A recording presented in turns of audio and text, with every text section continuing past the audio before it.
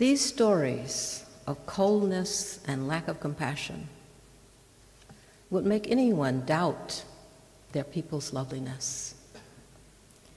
And yet, Inkasisalele Africa, you are so lovely, so lovely. It is this loveliness who you deeply are, but you have forgotten, as so many of us have forgotten, that we are beautiful. And it is not all our own fault.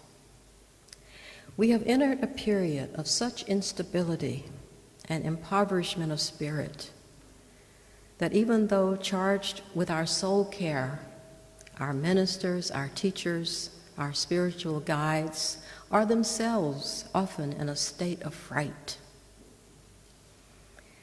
Never before has humanity faced losing the earth itself, which is exactly what we are losing as global warming increases and as greater climate disasters affect us worldwide.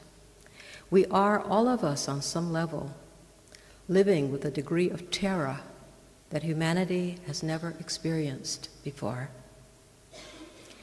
It is not so surprising, therefore, that there are those who feel the need to protect themselves behind vast barriers of wealth. But such protection is an illusion. Mother Nature presents a very different kind of army than the ones we are used to fighting. The armies of poverty, colonization, weapons of all kinds, media doublespeak that keeps us confused. In fact, what is so chilling about Mother Nature is how indifferent she can be to who should be punished for the crimes committed against her. We are all being punished. And this is because we have forgotten one of the most basic of the things that made us beautiful, that we must never fail to have respect for her. And we must cease at once from taking more than she is willing to give. And here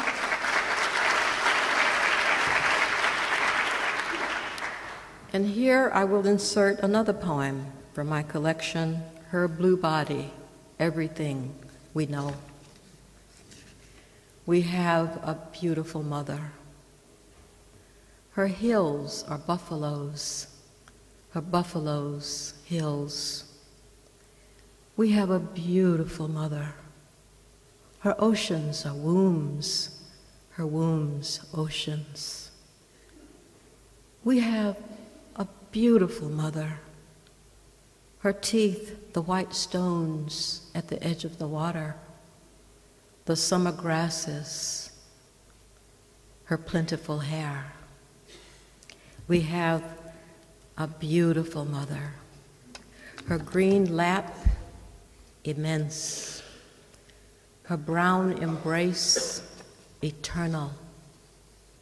And her blue body, everything we know. Africa. God bless Mother Africa.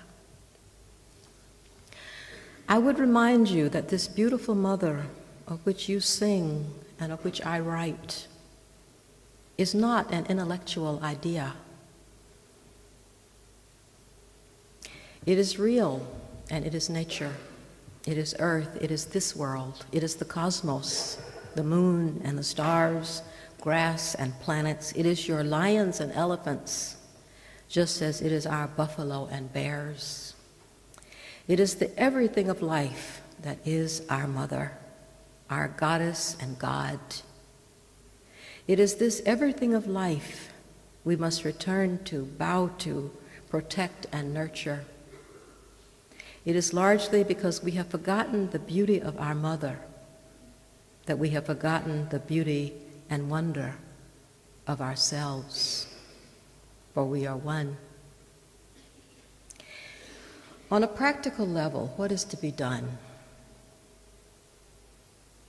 I realized during the Bush years in the United States, which were all but unbearable for many of us to endure, that we must in no instance rely totally on external leadership, that each of us has a leader within us. It is our conscience. One of the ways of developing this leader within is to sit during some portion of the day in meditation or in contemplation if the thought of meditation seems too far-fetched. This is the time all the old Africans knew when the soul is permitted to catch up to the runaway body and the speedy, chattering mind. During this state of inner development, it is sometimes revealed not only that we are all connected to one another, but that indeed we are one another. Our separation is largely illusion. Realizing this, there develops the intention of caring for the totality of life, not just for ourselves. I have been a political, social, and spiritual activist for most of my life. I feel connected to peoples and struggles all over the globe. The foundation for this work, as an adult, lies in the circle of women, and sometimes men, I have joined. And this is the medicine today that I bring to you. That at the moment, from what I read in the papers, your government is not listening to your cries for a new and better way to exist. That democracy, of which much has been said, is still radically unclear to the people who still hunger and thirst. As well, the old methods of protest have left a great weariness and disappointment. It is time to circle. I advise that every one of you in this room call up between 7 and 11 of your staunchest, smartest, and most thoughtful friends, and that you create of yourselves a circle that meets at least once a month in each other's homes. There, in the safety and privacy of that sacred place, enter thoroughly into dialogue about what you wish for and will work for in your country. There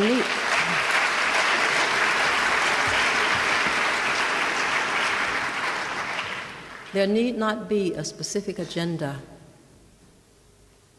In fact, it will work better if there is not. What I have found, especially with women's groups, is that when a certain number of women get together, leaving all agendas outside the door, whatever is most urgent gets addressed anyway. There appears to be magic simply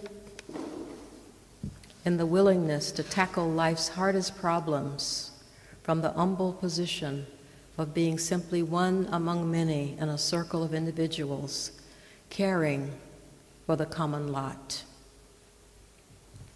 I began my writing life as a poet, went on to write 7 novels, dozens of short stories and essays, volumes of poems, children's books, but now I am re-embracing poetry as a priority, which is what, in my opinion, current movements for liberation and justice desperately need.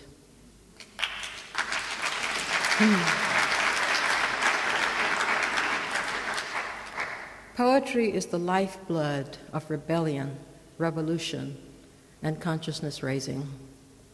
And it is the raising of consciousness that is the most effective way to ensure lasting change.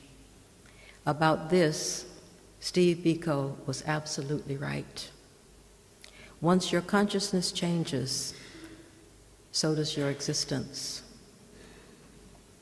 I believe we must spread the idea of circling around the globe until all our circles merge, transforming the face of the planet organically, making our public political leaders, those who refuse circling with the people, as obsolete as they frequently show themselves to be. We are capable of leading ourselves if we can develop the capacity to listen, to hear what we ourselves believe. This will undoubtedly require releasing our attachments to many of our gadgets, which are drowning out our inner voices. Lastly, I would advise you to dance.